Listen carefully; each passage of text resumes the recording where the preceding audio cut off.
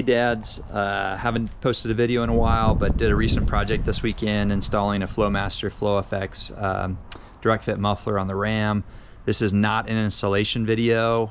There's a lot of great videos out there already. This is mostly just tips and tricks, and so what I wanted to cover was just how I placed the flange during the installation, the fact that I painted and primed the muffler to prevent a rust out. Seemed to start forming rust along the welds pretty quickly, so I'd recommend that. Also how to adjust your exhaust tips if the Flowmaster or the MagnaFlow Direct-fit has just a slightly different bend or angle from the factory that kind of creates a different positioning for your exhaust tips. And then also, how to maybe deactivate the MDS system temporarily to avoid a drone at cruising speeds in the city. And finally, just, give yourself a full 1.25" on your actual cut on the muffler. If you're doing a recip saw cut, I'm a little bummed out that I cut mine a little too short, which won't allow me to go backwards to the OEM if I want to sell the truck and, or someone doesn't like the muffler, or I decide I want to go back in the future. So I'll cover that in the next few minutes, and hope you enjoy and it helps your project go smooth.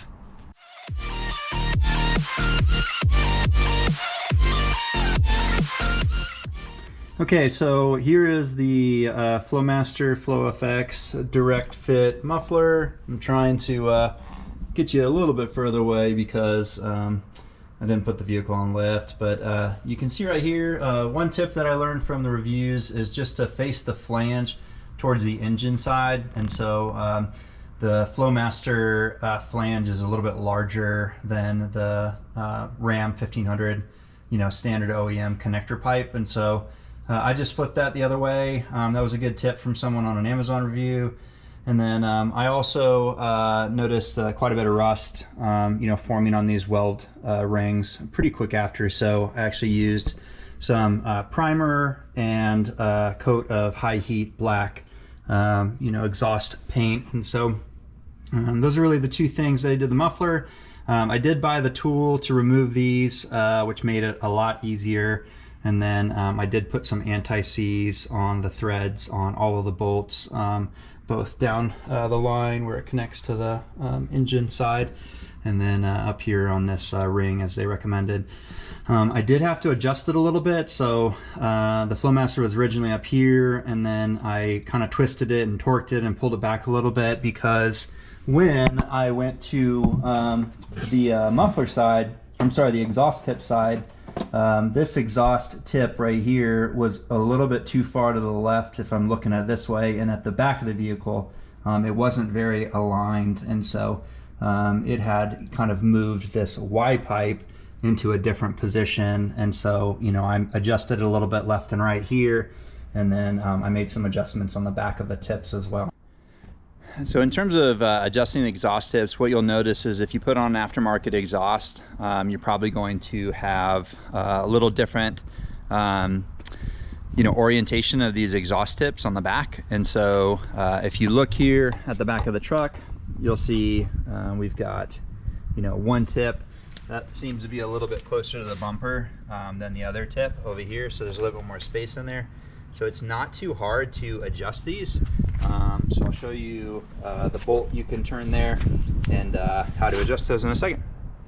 So what you'll see is underneath you can use a 13mm socket attachment, and if you come underneath, you'll see there's a bolt right here that you can go ahead and loosen.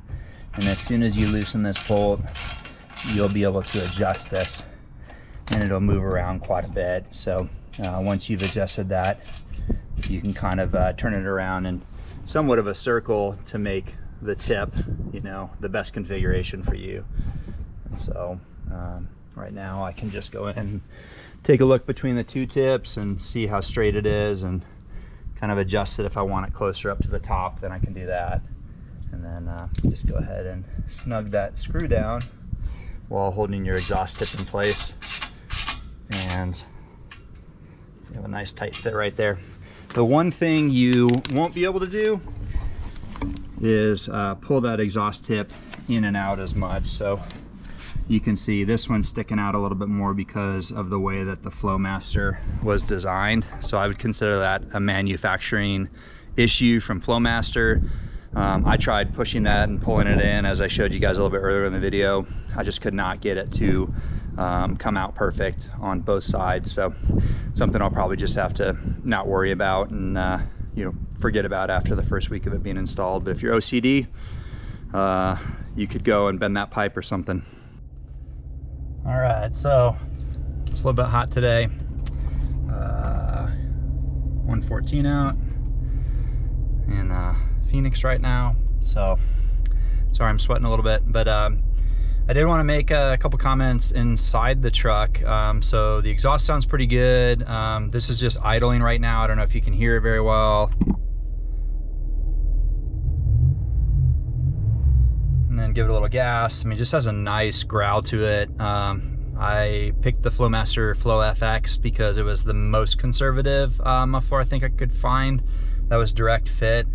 But I have to say, I really don't like the drone when the MDS system activates and it goes into eco mode. So I'll show you that now.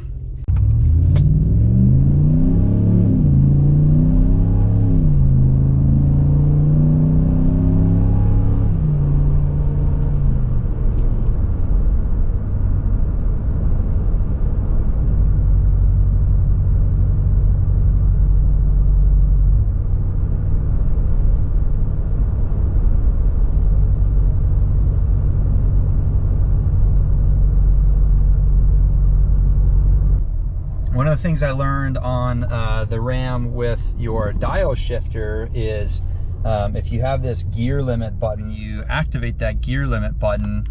Right here you can see a minus and a 2 and a plus. I can set that up to 8, and now I'm in manual mode for as long as I don't shift the dial to any other gears, meaning neutral, park, reverse. It's gonna stay in manual mode for this particular session of drive. So if you have this eco drone, this MDS drone, you can activate the manual mode in 8th gear and just push down on your steering wheel. And now you see there's an 8 down here in the bottom right corner, and we've deactivated the MDS. And so if you activate manual mode on your steering wheel when you're already in 8th gear, you can just push down.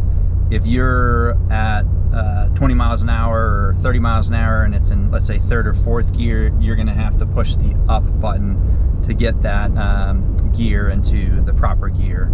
So it is more convenient to just get up to speed if you're cruising along and then just push down once to activate manual mode. All right, so last thing I did want to share is just that on the old muffler, I watched a video from AmericanTrucks.com, and they had kind of highlighted just to cut it along this weld point here, as close as you could get it to the weld point with the recip saw. Actually, I'm a little bit upset that I didn't think about it a little bit more, having never really done exhaust work. I wish I would have given myself the full 1.25 inches that Flowmaster recommends. And so if you have the ability before you do this job, I would measure this out for the full 1.25 inches. And that way, if you don't like your exhaust for some reason, or you want to take it off in the future, you have the ability to use a 3-inch coupler and basically you know, get enough bite.